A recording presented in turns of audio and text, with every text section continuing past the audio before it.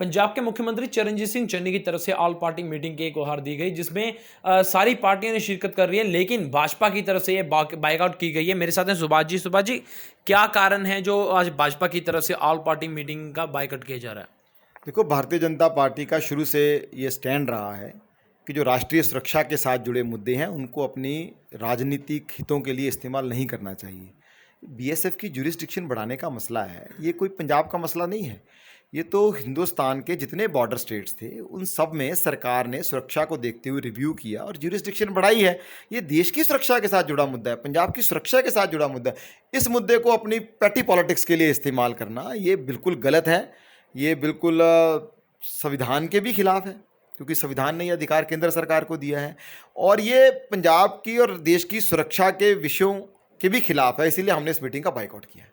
क्या कारण है? आपको नहीं लगता कि जैसे इस पर लगातार जो सियासत चल रही है, पंजाब वर्सेस अगर बात करें तो सेंटर की, ये लगातार कर रहे हैं? ये बहुत बड़ी एक पंजाब में एक गलत नैरेटिव सेट करने की कोशिश हो रही है।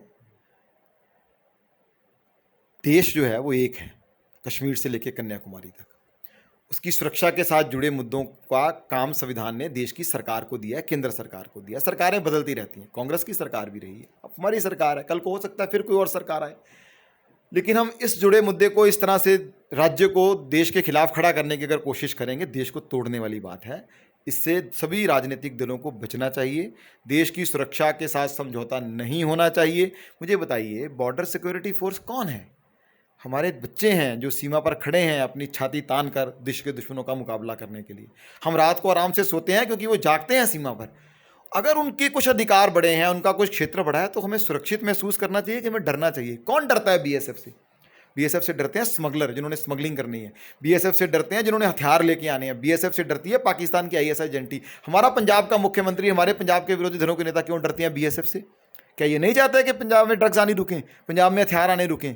क्या हथियार नहीं आ रहे हैं पंजाब में? अभी 3 दिन पहले पंजाब पुलिस ने कितनी बड़ी खेप पकड़ी है तरन तारण से पिस्तौलों की। क्यों आ रहे हैं वो हथियार? पंजाब की अमन शांति को जितना बड़ा खतरा है, उस खतरे को समझ नहीं रहे हैं, और इस प्रकार की राजनीति में आप शामिल हो रहे हैं। आप पंजाब का बहुत बड़ा नुकसान कर रहे हैं। अगर बात करें तो पहले 15 किलोमीटर का दायरा था, उसके बाद 50 किलोमीटर कर दिया, लेकिन फिर भी हथियारों का और स्मगलर जो है लगातार स्मगलिंग कर रहे हैं। क्या इस पर आपको नहीं लगता कि जो सियासत कर रहे हैं, लेकिन पीछे से ये किसी की चाल भी हो सकती है, किसी की साजिश? नहीं, मेरा तो बड़ा सीधा आरोप है कि भैया, अगर आप सुरक्षा बलों को कमज़ोर करने की कोशिश करेंगे अपनी राजनीति के लिए, तो आप देश के दुश्मनों का ही भला करेंगे। आप अपनी राजनीतिक फ़ायदा उठाने के चक्कर में देश का नुकसान मत करो, पंजाब का नुकसान मत करो। पंजाब पहले ही बहुत भुगत चुका है। 20 साल हमने आतंकवाद भुगता है, अब फिर से उस रास्ते पे ले जाना चाहते हो आप पंजाब को? तो ये सब बंद होना चाहिए। सुखविंदर रंधावा की तरफ से लगातार ट्वीट किया है। अब बात करें तो पंजाब कांग्रेस एक लगातार हलचल सी मची हुई है।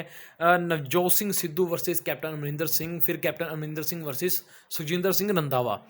रूसा आलम का लगातार ट्वीटी जंग चल रही है, ट्विटर पर लगातार जंग चल रही है। आपको, आप किस नज़रिए से देखते हैं इस चीज़ को? देखो, ये जो कांग्रेस की खाना जंगी है, ये कुर्सी की लड़ाई है, और उस कुर्सी की लड़ाई में पंजाब का बड़ा नुकसान हो गया है, और अभी भी ये लड़ाई जारी है। बेसिकली ये कांग्रेस हाईकमान का ही षड्यंत्र है कि इस लड़ाई के चक्कर में जो असली मुद्दे हैं पंजाब से, उनसे ध्यान हटाया जाए।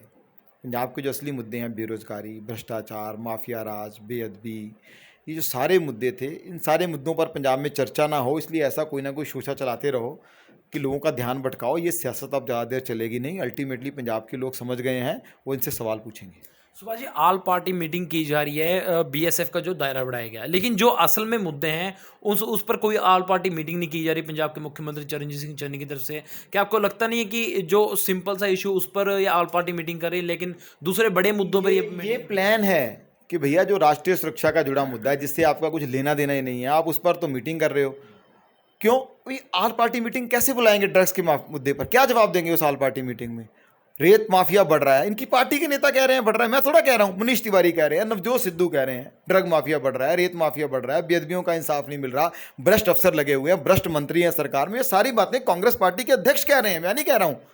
तो क्या जवाब देंगे ऑल पार्टी मीटिंग में? अपनी पार्टी में जवाब नहीं दे सकते इन मुद्दों का। तो इसलिए इन सब मुद्दों से ध्यान हटाओ और ऐसा कोई ना कोई शोषा पकड़ लो और चलते रहो। ये महीना 2 महीने बचे हैं, 51 दिन बचे हैं, उसको ऐसे ही निकाल दो इन मुद्दों में, फिर चुनाव आएंगे, जो होगा देखा जाएगा। मुख्यमंत्री चरणजीत सिंह चन्नी की बात की जाए, नए मुख्यमंत्री बन के 3 महीने तक उन्हें दिया गया, टाइम दिया गया बनने का।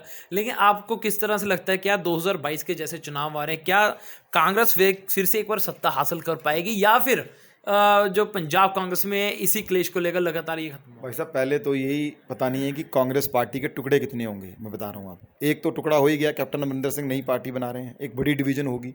उसके बाद चन्नी सिद्धू की लड़ाई में एक और टुकड़ा होगा, एक और पार्टी बनेगी। अब चन्नी साहब बनाएंगे कि सिद्धू साहब बनाएंगे, ये तो आने वाला वक्त बताएगा। फिर हो सकता है दिसंबर आते आते कोई एक और।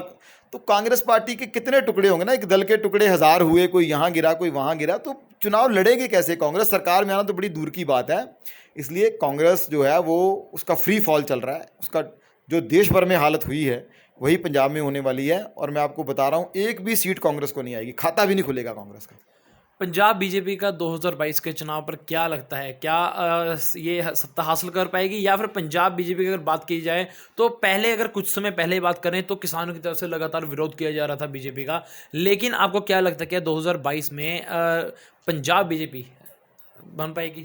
बहुत अच्छा प्रदर्शन रहेगा। पंजाब के लोगों ने कांग्रेस देख ली, कांग्रेस की लड़ाई देख रहे हैं। अकाली दल के खिलाफ गुस्सा जस का तस है। आम आदमी पार्टी के पास न चेहरा है, न कार्यक्रम है, न नीति है। उसको देख चुके। अब एकमात्र उम्मीद भारतीय जनता पार्टी से है। हमारा नेता सशक्त नेता है नरेंद्र मोदी, पंजाब उसको पसंद कर रहा है।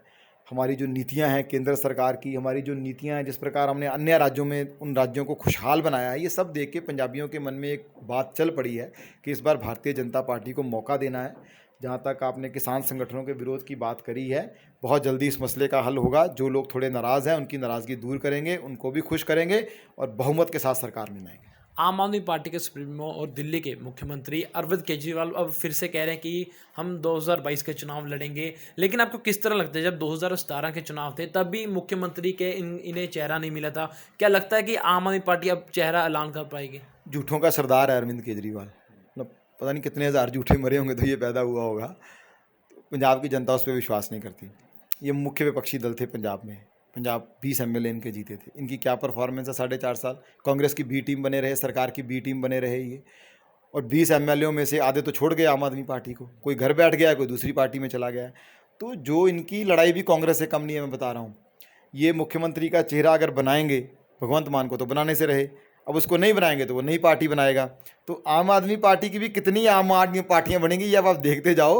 इनका भी हाल कोई अच्छा नहीं है। तो साफ तौर पे कह सकते हैं कि पंजाब की जो सियासत लगातार जो घमासान मचा है, इस पर बीजेपी अपनी राजगद्दी हासिल कर सकती है। नहीं, हम पंजाब की जनता की उम्मीद के सहारे राजगद्दी हासिल करेंगे। जो हमने काम किया है 7 साल केंद्र में, जो हमारी अन्य राज्यों में सरकारें चल रही हैं, चाहे वो हरियाणा होगा, हिमाचल होगा, मध्य प्रदेश होगा, असम होगा, उत्तर प्रदेश होगा, उत्तरांचल होगा, इन राज्यों में जो एक ईमानदार पारदर्शी सरकारें चल रही हैं, उस गुडविल के सहारे हम अपनी सरकार बनाएंगे। तो मेरे साथ है सुभाष जी, जिनका साफ तौर पे कहना है कि जो पंजाब के मुख्यमंत्री चरणजीत सिंह चन्नी की तरफ से ऑल पार्टी मीटिंग की गई है, जिसपे बीजेपी का बाइकआउट किया गया, बीजेपी की तरफ से बाइकआउट किया है, लेकिन उनको साफ तौर पर कहना है कि जो असल में मुद्दे हैं उन पर ऑल पार्टी मीटिंग की जाए, ना कि बीएसएफ का जो दायरा बढ़ाया गया है 15 किलोमीटर से 50 किलोमीटर। साफ तौर पर उन्होंने कहा है कि 2022 में जो चुनाव होंगे उसमें बीजेपी सत्ता हासिल ही कर सकेगी बड़े मुद्दों पर। मैं हूँ अभिषेक मेहरा, न्यूज़ 24 चंडीगढ़।